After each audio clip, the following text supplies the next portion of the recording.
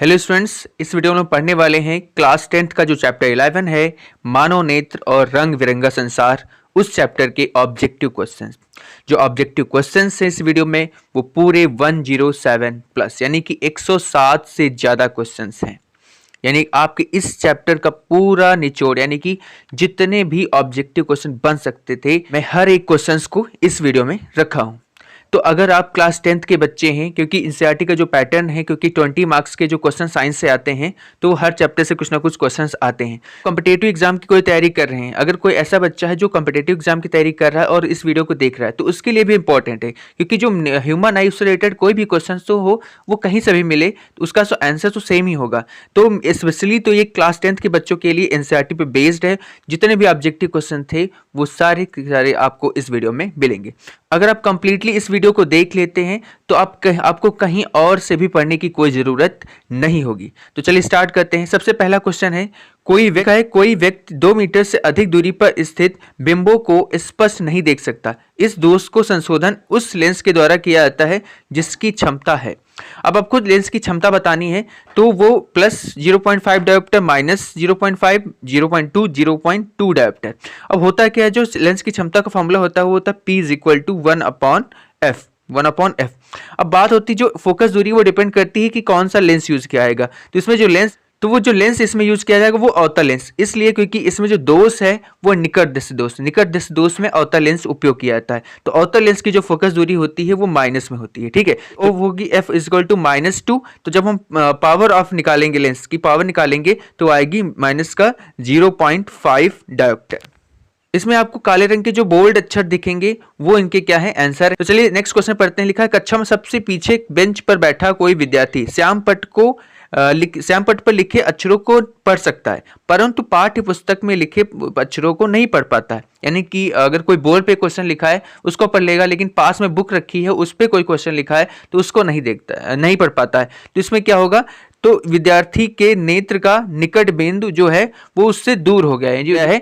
तो आपको किताब हमें नहीं दिख पा रही, अच्छे से हम नहीं पढ़ पा रहे हैं, लेकिन बोर्ड पे अगर कुछ लिखा है तो उसको हम पढ़ लेते हैं। नेक्स्ट है क्वेश्चन नंबर 3, मानव नेत्र का भाग है तो दृढ़ पटल, आइरिस, पुतली, ये सभी जो क्या है वो हमारे मानव नेत्र के भाग है, इसलिए जो हमारा चौथा ऑप्शन है वो बिल्कुल सही है। नेक्स्ट क्वेश्चन है, दोपहर के समय सूर्य श्वेत प्रतीत होता है, ऐसा क्या कारण है कि दोपहर के समय हमें जो सूर्य है वो श्वेत रंग यानी सफेद रंग का दिखता है? क्योंकि प्रकाश का न्यूनतम प्रकीर्णन होता है। जो रंग है श्वेत प्रकाश, जितने भी हम सबका जो प्रकीर्णन होता है बिल्कुल समान होता है, इसलिए हमें बिल्कुल वो क्या दिखता है, सफेद रंग का दिखता है। नेक्स्ट है, इंद्रधनुष में बनने में कौन कौन सी परिघटनाएं सम्मिलित होती हैं? तो अपवर्तन, विक्षेपण और आंतरिक परावर्तन, सी ऑप्शन सही है। नेक्स्ट है, तारों को टिमटिमाने का कारण, यानी कि विभिन्न अपवर्तक सूचकों की विभिन्न परतों द्वारा प्रकाश के अपवर्तन के कारण। यानी कि जो बहुत सारी लेयर्स होती हैं वायुमंडल में, तो उनके द्वारा जो अपवर्तन होता है उसी के द्वारा हमें लगता है कि तारे टिमटिमा रहे हैं, लेकिन जबकि ऐसा एक्चुअल में जो तारे होते हैं वो टिमटिमाते नहीं है। लेकिन जो प्रकाश में जो वायुमंडल में इतनी सारी धूल गर्दे और बहुत सारी जो तत्व हैं उनसे होते हुए प्रकाश यहाँ तक आता हमारी आंखों तक, तो हमें वो झिलमिल में तारे दिखते रहते हैं। फिर स्वच्छ आकाश नीला प्रतीत होता है क्योंकि वायुमंडल द्वारा अन्य सभी वर्गों के प्रकाश की तुलना में बैंगनी तथा नीला प्रकाश अधिक प्रकीर्णित होता है। यानी बैंगनी तथा नीला प्रकाश क्या होता है, ज्यादा फैलता है। फिर नेक्स्ट क्वेश्चन है, श्वेत प्रकाश के विभिन्न वर्णों के प्रकाश के फैलने के संबंध में निम्न में से कौन सा कथन सही है? तो सी ऑप्शन सही है, श्वेत प्रकाश के सभी वर्ण समान चाल से गमन करते हैं। ऊंचे भवनों के शीर्ष पर लगे खतरे के संकेत लाल वर्ण के होते हैं। इन्हें दूरी से आसानी से देखा जा सकता है क्योंकि अन्य वर्गों की अपेक्षा लाल वर्ण यानी लाल रंग का जो प्रकाश होता है वो क्या होता है, धुएं तथा कोहरे द्वारा न्यूनतम प्रकीर्णित होता है, यानी कि बहुत ही कम बिखरता है, इसलिए दूर से ही हमें क्या होता है, वो लाल रंग दिख जाता है।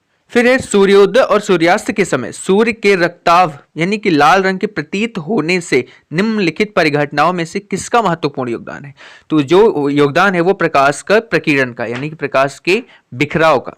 फिर नेक्स्ट क्वेश्चन है, गहरे समुद्र में जल का नीला रंग दिखाई देने का कारण क्या है? तो वो भी क्या है, प्रकाश का प्रकीर्णन है।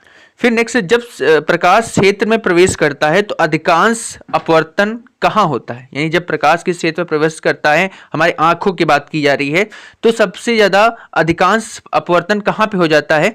तो वो होता है स्वच्छ मंडल यानी कि कॉर्निया पर। नेक्स्ट है, नेत्र लेंस की फोकस दूरी में वृद्धि हो जाती है जब नेत्र की पेशियां क्या होती है? जब नेत्र की पेशियां शिथिल हो जाती हैं तथा लेंस पतला हो जाता है। और आपकी जानकारी के लिए बता दें, जो पतला लेंस होता है उसकी फोकस दूरी ज्यादा होती है, जो मोटा लेंस होता है उसकी फोकस दूरी कम होती है।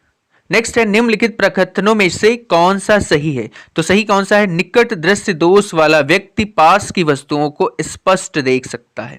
निकट दृष्टि दोष वाला व्यक्ति पास की वस्तुओं को स्पष्ट देख सकता है, यानी वही तो उसकी प्रॉब्लम होती है कि निकट दृष्टि दोष मतलब कि वो उसे सिर्फ निकट का ही दिखेगा। अगर किसी को दूर दृष्टि दोष है, इसका मतलब वो सिर्फ दूर का ही देख पाता है, यही उसका दोष है। आइरिस के मध्य वाले छोटे छिद्र को क्या कहते हैं? तो उसे बोलते हैं पुतली। क्या बोलते हैं उसको? पुतली बोलते हैं। नेत्र लेंस होता है वो होता है अभिसारी। क्या होता है वो? अभिसारी। काचाव द्रव उपस्थित होता है नेत्र लेंस और रेटिना के मध्य। नेत्र लेंस और रेटिना के मध्य जिस बिंदु से दृष्टि नाड़ियां मस्तिष्क को जाती हैं उस बिंदु को कहते हैं ब्लाइंड स्पॉट यानी कि अंध बिंदु। मानव नेत्र द्वारा किसी वस्तु का प्रतिबिंब बनता है, वो बनता है रेटिना पर। कहां बनता है वो? रेटिना पर। स्वस्थ मनुष्य के स्वस्थ नेत्र में प्रतिबिंब बनता है, वो कहां बनता है? रेटिना पर। उसी क्वेश्चन को थोड़ा घुमा के पूछा। फिर मानव नेत्र में रेटिना पर बनने वाला प्रतिबिंब कैसा होता है? तो वो उल्टा होता है परंतु सीधा दिखाई देता है। उस पर जो प्रतिबिंब बनता है वो क्या बनता है? उल्टा बनता है, लेकिन हमें कैसे दिखाई देता है? वो सीधा दिखाई देता है। कुछ क्वेश्चन जो थे वो आपको ऑब्जेक्टिव टाइप में दिखाए, या जिसमें 4 ऑप्शंस थे। अब मैं क्या कर रहा हूं कि मैंने 4 ऑप्शंस नहीं रखे, सिर्फ जो सही आंसर है यानी कि उस क्वेश्चन का जो बिल्कुल सही जवाब है, सिर्फ मैंने उस क्वेश्चन को ही लिखा है ताकि कम समय में वीडियो बन सके, वरना वीडियो काफी लंबा हो जाता था। तो चलिए स्टार्ट करते हैं। सबसे पहला क्वेश्चन दिया गया है, मानव आंख में किस प्रकार का लेंस मौजूद होता है? तो वो लेंस होता है उत्तल लेंस। फिर आंख के 2 भागों के नाम लिखिए जो प्रकाश किरणों को अपवर्तित करते हैं यानी कि प्रकाश किरणों को मोड़ते हैं। तो वो होता है कॉर्निया, उसके बाद नेत्र लेंस। उसका ऑर्डर भी यही, सबसे पहले कॉर्निया मोड़ता है, उसके बाद नेत्र लेंस मोड़ता है। फिर नेक्स्ट क्वेश्चन है, आंख के उस भाग का नाम बताइए जो आंख में प्रवेश करने वाले प्रकाश की मात्रा को नियंत्रित करता है। तो उसका नाम है आइरिस। आंख के उस भाग का नाम बताइए जिस पर प्रतिबिंब बनता है, वो होता है रेटिना। आंख की घुमावदार पारदर्शी सामने की सतह का क्या नाम है? उसे कॉर्निया कहते हैं, उसका दूसरा नाम स्वच्छ मंडल है। क्या है? स्वच्छ मंडल। मनुष्य की आंख में प्रतिबिंब कहां बनता है? फिर से रिपीटेड क्वेश्चन है, रेटिना पर। मनुष्य ने मानव आंख में लेंस का क्या कार्य है? तो जो नेत्र लेंस होता है वो प्रकाश को रेटिना पर केंद्रित करने के लिए अपना आकार और मोटाई क्या करता है? बदलता है, यानी चेंज कर लेता है, ये उसका कार्य होता है। फिर है, आंख की पुतली क्या काम करती है? तो आंख के चारों ओर प्रकाश की तीव्रता के अनुसार पुतली जो होती है वो फैलती या फिर सिकुड़ती है। ठीक है, पुतली। फिर है, आंख की चमक में वृद्धि को ध्यान में रखते हुए प्रवाह को समायोजित करता है। कौन है? हमारी आंख की पुतली जो होती है वो क्या करती है? सिकुड़ जाती है। नेक्स्ट है, आंख के उस भाग का नाम बताइए जो कैमरे में फोटोग्राफी फिल्म के बराबर होता है। जो कैमरे में फोटोग्राफी फिल्म के बराबर होता है उसका नाम है रेटिना। फिर रेटिना के उस भाग का नाम बताइए जो प्रकाश के प्रति असंवेदनशील होता है। तो वो होता है ब्लाइंड स्पॉट। वो क्या होता है? हमारा ब्लाइंड स्पॉट यानी कि अंध बिंदु। आंख के किस भाग में कोशिकाएं होती जो प्रकाश के प्रति संवेदनशील होती हैं? तो वो जगह है रेटिना। रेटिना में कोशिकाएं होती हैं जो प्रकाश के प्रति क्या होती हैं? संवेदनशील होती हैं। आंख के रेटिना में 2 प्रकार की कोशिकाओं के नाम लिखिए जो प्रकाश पर प्रतिक्रिया करती हैं। तो वो क्षण या फिर दंड कहें, दंडाकार और शंकुआकार, यानी कि शंकु के आकार की और दंडाकार यानी rod shaped and cone shaped कोशिकाएं जो होती हैं जो प्रकाश पर प्रतिक्रिया करती हैं। फिर आपकी आंख के रेटिना में रॉड यानी कि दंडाकार और कोन यानी शंकुआकार में से कौन रंग का पता लगाती है? यानी कि 2 कोशिकाओं में से कौन रंग का पता लगाती हैं? तो वो शंकुआकार कोशिकाएं रंग का पता नहीं, कलर डिग्निफाई यानी पता करते डिफरेंस, कलर डिफरेंस बताती हैं। फिर आपकी आंख के रेटिना में रॉड यानी कि वही दंडाकार और शंकुआकार में से कौन मंद प्रकाश में कौन कार्य करता है? तो वो क्या होती है? दंडाकार कोशिकाएं जो होती हैं वो मंद प्रकाश में कार्य करती हैं। फिर नेक्स्ट क्वेश्चन पूछा गया, रेटिना पर बनने वाली छवि उल्टी या सीधी बनती है? तो वो उल्टी बनती है। आंख में प्रकाश का सबसे बड़ा अपवर्तन कहां होता है? तो वो कॉर्निया पर होता है यानी कि स्वच्छ मंडल पर होता है। नेक्स्ट, आंख के लेंस के आकार में क्या परिवर्तन होता है या फिर किसके द्वारा परिवर्तन होता है? तो वो पश्चमाभी पेशिकाओं यानी सिलरी मसल्स द्वारा परिवर्तन होता है आंख के लेंस में। नेक्स्ट है, जब आप किसी पास की वस्तु को पर ध्यान केंद्रित कर रहे होते हैं तो पश्चमाभी मांसपेशियां यानी कि सिलरी मसल्स क्या करती हैं? तो वो क्या करती हैं? आंख के लेंस को मोटा कर देती हैं यानी कि अधिक अभिसारी कर देती हैं। ठीक है, आंख के लेंस को क्या कर देती हैं? अधिक मोटा कर देती है। नेक्स्ट क्वेश्चन है, सामान्य मानव आंख के लिए स्पष्ट दृष्टि की न्यूनतम दूरी क्या है? तो वो लगभग 25 सेंटीमीटर है। मानव नेत्र में प्रकाश किस रास्ते प्रवेश करता है? तो वो पुतली के रास्ते प्रवेश करता है। रक्तक पटल का क्या कार्य होता है?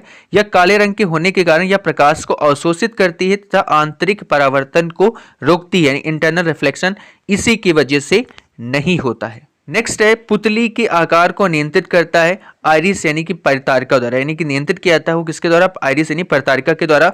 मानव नेत्र लेंस की प्रकृति कैसी होती है? वो अभिसारी होती है। मानव नेत्र लेंस के पदार्थ का अपवर्तनांक कितना होता है? वो होता है लगभग 1.44। फिर नेक्स्ट क्वेश्चन है, अंध बिंदु पर प्रकाश की सुग्राहिता होती है? तो वो बिल्कुल ही शून्य होती है। कैसी होती है? बिल्कुल शून्य होती है। तो अंध बिंदु पर बनने वाला प्रतिबिंब दिखाई देता है या फिर नहीं? तो वो बिल्कुल भी दिखाई नहीं देता है। फिर पीत बिंदु पर प्रकाश की सुग्राहिता होती है, वो सबसे अधिक होती है। नेक्स्ट क्वेश्चन है, पीत बिंदु पर बनने वाला प्रतिबिंब दिखाई देता है या फिर नहीं?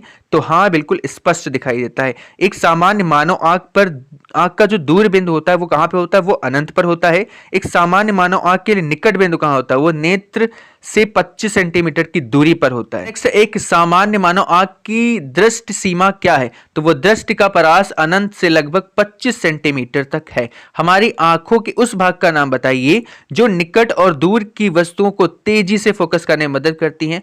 तो वो है सिलेरी मसल्स। हम तुरंत अब पास में मोबाइल देख रहे हैं, फिर दूर कहीं अगर कुछ पेड़ लगा है या फिर कोई दूर की वस्तु, आसमान, जहाज जा रहा है, उसको देखते हैं, तुरंत देख लेते हैं। तो वो किसकी वजह से होता है? हमारी सिलेरी मसल बहुत ही जल्दी एक्टिव हो जाती हैं और हमें लेंस को छोटा बड़ा करके हमें दूर की वस्तु और पास की वस्तु आसानी तरीके से दिखा देती है। फिर नेक्स्ट है, दूर की वस्तु से प्रकाश को आंख के रेटिना पर केंद्रित करने के लिए उत्तल लेंस का बनाने की आवश्यकता होती है। तो उत्तल लेंस को पतला बनाने की आवश्यकता होती है। फिर निकट की वस्तु से प्रकाश को आंख के रेटिना पर फोकस करने के लिए उत्तल नेत्र लेंस बनाने की जरूरत होती है, वो मोटा, यानी अगर हमें निकट की वस्तु देखना तो लेंस को क्या बनाना होगा? मोटा बनाना होगा। जब आंख किसी निकट की वस्तु पर केंद्रित होती है तो आंख के लेंस के आकार में क्या परिवर्तन होता है? उसे घुमा के पूछा गया, तो आंख का लेंस क्या हो जाता है? मोटा हो जाता है। जब आंख किसी दूर की वस्तु पर केंद्रित होती है तो आंख के लेंस का आकार में क्या परिवर्तन? तो लेंस क्या हो जाता है? वो पतला हो जाता है। नेक्स्ट क्वेश्चन है, एक व्यक्ति अंधेरे गलियारे से चलते हुए एक रोशनी वाले कमरे में प्रवेश करता है, यानी कि वो अंधेरे में था, फिर एकदम से क्या हुआ? वो खूब जहां पे लाइट थी उस कमरे पहुंच गया। या फिर आप ऐसे बोलते, जब क्या होता है, हम लोग गर्मियों में काफी धूप होती है भाई, जून की गर्मी में, तो हम लोग क्या करते हैं, जब हम अपने रूम से निकलते हैं, क्योंकि रूम में तो बिल्कुल अंधेरा अंधेरा होता है, फिर धूप इतनी ज्यादा रोशनी होती है, तो उसमें होता क्या है, हमें बहुत बहुत बहुत चमक दिखती है। उसका रीजन का है क्या है? जो पुतली होती है वो हमारी छोटी हो जाती है। तो आंख की पुतली पर उसका क्या प्रभाव पड़ता है? वो पुतली हमारी छोटी हो जाती है। फिर नेक्स्ट है, एक व्यक्ति अंधेरे गलियारे में चलते हुए एक चमकदार रोशनी वाले कमरे में प्रवेश करता है, तो आंख में प्रवेश करने वाले प्रकाश की मात्रा को कैसे प्रभावित करता है? तो क्या होता है, पुतली जब हमारी छोटी हो जाती है तो आंख में प्रवेश करने वाले प्रकाश की मात्रा भी क्या हो जाती है? वो कम हो जाती है। तो पुतली बड़ी होगी तो प्रकाश ज्यादा अंदर जाएगा, पुतली छोटी होगी तो प्रकाश कम अंदर जाएगा। फिर दृष्टि के उस दोष का नाम बताइए जो आंख के लेंस को धुंधला बना देता है, जिसके परिणाम स्वरूप दृष्टि जो होती है हमारी धुंधली हो जाती है, तो उसे बोलते हैं मोतिया बिंदु। नेक्स्ट है, वृद्धावस्था हाइपरमेट्रोपिया का दूसरा नाम क्या है? वो प्रेस्बियोपिया। फिर किन्हीं दो दृष्टि दोषों के नाम बताएं जिन्हें चश्मे के प्रयोग से ठीक किया जा सकता है? तो मायोपिया यानी निकट दृष्टि दोष और हाइपरमेट्रोपिया यानी दीर्घ दृष्टि दोष। नेक्स्ट है, निकट दृष्टि दोष से पीड़ित व्यक्ति का दूर बिंदु क्या है? वो है अनंत से कम। हाइपरमेट्रोपिया यानी दीर्घ दृष्टि दोष से पीड़ित व्यक्ति का निकट बिंदु कहां होता है? सामान्य 25 सेंटीमीटर से अधिक दूरी पर। नेक्स्ट है, निकट दृष्टि दोष को ठीक करने के लिए किस प्रकार के लेंस का उपयोग किया जाता है? तो अवतल लेंस का प्रयोग करते हैं। वहीं दीर्घ दृष्टि दोष को ठीक करने के लिए उत्तल लेंस का प्रयोग किया जाता है। यानी कि एक चीज ध्यान रखना, निकट देखो दूर ऊ निकल रहा है तो ऊ से यानी कि उत्तल लेंस, ठीक है। दीर्घ दृष्टि हो या फिर कहे दूर दृष्टि हो, तो दू में ऊ निकल रहा है तो ऊ से उत्तल हो जाएगा और निकट में तो आ तो अवतल हो जाएगा। नेक्स्ट है, हमारा देखने का क्षेत्र जब एक आंख खुली, यानी कि जब हम एक आंख से देखते हैं तो हम कितने डिग्री तक देख सकते हैं? तो वो लगभग 150 डिग्री तक। हमारे देखने का क्षेत्र जब दोनों आंख खुली हो तो 180 डिग्री तक हम देख सकते हैं। लेकिन जब प्रकाश की किरणें कांच के प्रिज्म से हवा में निकलती हैं तो क्या वे अभिलंब की ओर अपवर्तित होती हैं या फिर उससे दूर होती हैं तो अभिलंब से दूर होती हैं। क्या होती हैं? अभिलंब से दूर होती हैं। फिर नेक्स्ट है, एक प्राकृतिक घटना का नाम बताइए जो आकाश में सूर्य के प्रकाश के बिखरने के कारण होती है। तो वो होती है इंद्रधनुष। जो क्या होती है? इंद्रधनुष। अच्छा, एक चीज में बता दें, जो पहला क्वेश्चन 72 है, तो जब कोई किरण, प्रकाश की किरण सघन माध्यम से विरल माध्यम में जाती है तो वो अभिलंब से दूर हटती है। जब यह विरल से सघन में आती है तो वो समीप आती है, अभिलंब के समीप आती है। यानी कि विरल से सघन, सघन की तरफ अगर जा रही है तो समीप जाएगी, अगर विरल की तरफ जा रही है तो उससे विछड़ेगी, यानी कि उससे अभिलंब से दूर हटेगी। तो ऐसा आप कुछ कॉन्सेप्ट समझ सकते हैं, साथ से समीप और विरल से दूर, यानी विछड़ना, दूर होती है। नेक्स्ट है, स्पेक्ट्रम में किस रंग की किरण का झुकाव अधिक होता है? यानी कि जो स्पेक्ट्रम होता है उसमें किस रंग का सबसे अधिक झुकाव होता है? वो होता है बैंगनी रंग का। इंद्रधनुष बनने से हमें सूर्य के प्रकाश के बारे में क्या जानकारी मिलती है? कि सूर्य का प्रकाश 7 रंगों से बना है। सूर्य का प्रकाश किससे बना है? 7 रंगों से बना हुआ है। नेक्स्ट है, श्वेत प्रकाश किन रंगों से मिलकर बनता है? तो वो 7 रंग बैंगनी, नील, नीला, हरा, पीला, नारंगी और लाल। नेक्स्ट है, शब्द विबग्योर का अर्थ बताइए। तो सफेद प्रकाश के वर्णक्रम के 7 रंगों के शब्द को क्या कहते हैं? विबग्योर एक नाम दिया गया। तो वी का अर्थ होता है वैलेट यानी बैंगनी, आई से इंडिगो यानी कि नील, बी से ब्लू यानी कि नीला, जी से ग्रीन यानी हरा, वाई से येलो यानी कि पीला, ओ से ऑरेंज यानी नारंगी और आर से रेड यानी कि लाल। नेक्स्ट है, प्रिज्म द्वारा श्वेत प्रकाश के वर्ण क्रम के निर्माण में किस रंग का विचलन सबसे कम होता है? तो वो होता है लाल। और प्रिज्म द्वारा श्वेत प्रकाश के वर्णक्रम के निर्माण में किस रंग का विचलन सबसे अधिक होता है? तो वो होता है बैंगनी। फिर नेक्स्ट 80 नंबर क्वेश्चन है, श्वेत प्रकाश के स्पेक्ट्रम में हरे रंग के दोनों ओर कौन से रंग स्थित होते हैं? तो वो पीला और नीला। उस वैज्ञानिक का नाम बताइए जिसने यह खोज की कि सूर्य का प्रकाश 7 रंगों का होता है। तो दिस इज न्यूटन। नेक्स्ट है, इन धनुष में बाहर से अंदर की ओर रंगों का क्रम क्या होता है? तो वो होता है लाल, नारंगी, पीला, हरा, नीला, नील और बैंगनी। स्पेक्ट्रम की किस रंग की तरंगें सबसे अधिक होती है? तो वो होती है लाल। और किस रंग की सबसे कम होती है? तो वो होती है बैंगनी। नेक्स्ट है, किस प्रकार के तरंगदैर्घ्य अधिक होता है? लाल प्रकाश या नीला प्रकाश? आपसे ऑप्शन में पूछ सकता है, तो रेड यानी घुमा के क्वेश्चन है। और किसका कम होता है? तो बैंगनी। उस घटना का नाम बताइए जिसके कारण तारे टिमटिमाते हैं। तो प्रकाश का वायुमंडलीय अपवर्तन। और वायुमंडलीय अपवर्तन द्वारा उत्पन्न 2 प्रभाव के नाम, तो तारों का टिमटिमाना और अग्रिम सूर्योदय और विलंबित सूर्यास्त, ये घटनाएं हैं। नेक्स्ट है, कौन सी घटना हमें वास्तविक सूर्योदय से कुछ मिनट पहले सूर्य के दर्शन कराती है? तो वो घटना है सूर्य के प्रकाश का वायुमंडलीय अपवर्तन, रिफ्रैक्शन। कौन सी घटना हमें वास्तविक सूर्यास्त के कुछ मिनट बाद सूर्य के दर्शन कराती है? तो वो भी वही घटना है, सूर्य के प्रकाश का वायुमंडलीय अपवर्तन, रिफ्रैक्शन ऑफ लाइट। अंतरिक्ष यात्री को आकाश किस रंग का दिखाई देता है? तो दिस इज ब्लैक कलर का दिखता है। सूर्य के प्रकाश की किरण जब धूल भरे कमरे में प्रवेश करती है तो उसका मार्ग हमें दिखाई देता है। इस अवलोकन से किस प्रभाव का पता चलता है? तो उस प्रभाव का नाम टिंडल प्रभाव। आई थिंक आप सब ने इस प्रभाव को देखा होगा, जब हमारा कमरा बंद होगा बिल्कुल से और एक बीम ऑफ लाइट दिखती है और फिर उसमें लगता है कि कुछ मॉलिक्यूल्स ऑफ पार्टिकल्स ऑफ मतलब कि धूल मिट्टी के कण उसमें लगता है ऐसे ऐसे मूवमेंट कर रहे हैं। तो आई थिंक सब ने देखा होगा टिंडल प्रभाव। नेक्स्ट क्वेश्चन है, आकाश का नीला होने के कारण तो वो होता है प्रकीर्णन। क्या होता है? प्रकीर्णन। फिर एक एंगस्ट्रॉम का मान कितना होता है? एक एंगस्ट्रॉम की वैल्यू होती है 10⁻⁻10 मीटर। फिर नेक्स्ट क्वेश्चन है, व्यक्ति मायोपिया और हाइपरमेट्रोपिया दोनों दोषों से पीड़ित हो सकता है। इस स्थिति को क्या कहा जाता है? तो इस स्थिति को कहते हैं प्रेसबियोपिया। फिर व्यक्ति मायोपिया और हाइपरमेट्रोपिया दोनों दोषों से पीड़ित हो सकता है और यह कब होता है? ठीक है, उससे आगे क्वेश्चन, तो उम्र बढ़ने के कारण सिलरी मांसपेशियां के धीरे धीरे कमजोर होने और आंखों के लेंस के लचीलेपन में कमी आने के कारण यह दोष उत्पन्न हो जाता है। नेक्स्ट है वही क्वेश्चन, उसमें रिलेटेड आगे क्वेश्चन है, व्यक्ति मायोपिया और हाइपरमेट्रोपिया दोनों दोषों से पीड़ित हो सकता है। इस दोष से पीड़ित व्यक्ति को प्रायः जिस प्रकार के लेंस की आवश्यकता होती है उसका नाम लिखिए। तो इसे हम कहते हैं बाईफोकल लेंस का उपयोग करके इस प्रकार की बीमारी को ठीक किया जा सकता है। क्वेश्चन है, निम्न में से कौन सी घटना सूर्योदय या सूर्यास्त के समय सूर्य के लाल रंग के दिखने में महत्वपूर्ण योगदान देती है? तो प्रकाश का बिखरा यानी प्रकाश का प्रकीर्णन। आंख के उस भाग का नाम बताइए जिस किसी व्यक्ति की आंख का रंग निर्धारित होता है। बहुत इंपॉर्टेंट क्वेश्चन। तो वो होता है आइरिस। आइरिस पे डिपेंड करता है कि किसी आंखें भूरी हैं, नीली हैं या फिर काली है। नेक्स्ट है लेंस की क्षमता का मात्रक। तो लेंस की क्षमता का मात्रक क्या होता है? डायोप्टर, और इसका सिंबल होता है डी। लेंस की क्षमता का सूत्र क्या होता है? वो होता है पहली बात तो उसको डिनोट करते हैं पी से, पावर में लग लेंस की क्षमता, पावर ऑफ लेंस, और उसका जो फॉर्मूला होता है अगर मीटर में वैल्यू फोकस की दूरी की दी गई है तो वो होता है P equal to 1/f metre, and अगर सेंटीमीटर में दी गई तो P equal to 100/f centimetre. ये दोनों चीज ध्यान रखना कि अगर मीटर में तो 1/f करेंगे, सेंटीमीटर में दूरी दी गई है तो 100/f करेंगे। नेक्स्ट क्वेश्चन, प्रिज्म में दो पार्श्व फलकों के बीच के कोण को कहते हैं, तो वो कहते हैं प्रिज्म कोण, और इसको डिनोट करते हैं कैपिटल ए से। किस कारण सूर्य हमें वास्तविक सूर्योदय से लगभग 2 मिनट पूर्व दिखाई देने लगता है? ध्यान रखना, 2 मिनट पूर्व दिखाई देने लगता है, ऐसा क्या होता है? तो उसके पीछे रीजन है वायुमंडलीय अपवर्तन के कारण, यानी कि एटमॉस्फेरिक रिफ्रैक्शन के कारण। फिर नेक्स्ट क्वेश्चन उसी से रिलेटेड है, किस कारण सूर्य हमें वास्तविक सूर्यास्त, पहले तो सूर्योदय अब है सूर्यास्त के लगभग 2 मिनट पश्चात दिखाई देता रहता है? सूर्यास्त हो जाता है उसके बाद भी 2 मिनट दिखाई देता है। Why this? तो दिस इज वायुमंडलीय अपवर्तन के कारण, वही जो पहले का आंसर था।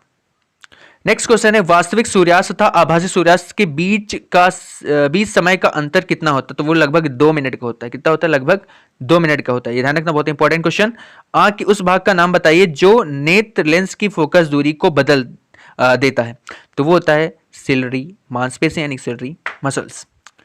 और जैसा कि मैंने वादा किया था, 107 क्वेश्चंस, तो मेरा लास्ट क्वेश्चन है, जब प्रकाश की किरणें वायु से कांच के प्रिज्म प्रवेश करती हैं, वायु से यानी कि विरल माध्यम वायु हो गया, कांच हमारा सघन माध्यम, तो वायु से सघन माध्यम की ओर आती हैं, कांच में आती हैं, तो वह अभिलंब की ओर अपवर्तित होती हैं या उससे दूर होती हैं तो वह अभिलंब की ओर जाती हैं। ठीक है, अभिलंब की ओर अपवर्तित होती हैं। जैसे मैंने बोला था 107, वो तो मैंने पूरे कर चुका हूँ। जैसे फिर उसमें लिखा था 10 प्लस, तो प्लस में जो है वो आपको ये चीज है कि जो आपतन कोण होता है उसको हम आई से डिनोट करते हैं, अपवर्तन कोण होता है उसको एंगल आर से, प्रिज्म कोण को एंगल ए से, निर्गत कोण को एंगल ई से, और विचलन कोण को एंगल डी से। तो पूरा जो मैंने वादा किया था 107 प्लस, तो मैंने आपको कंप्लीट इसमें दिया है।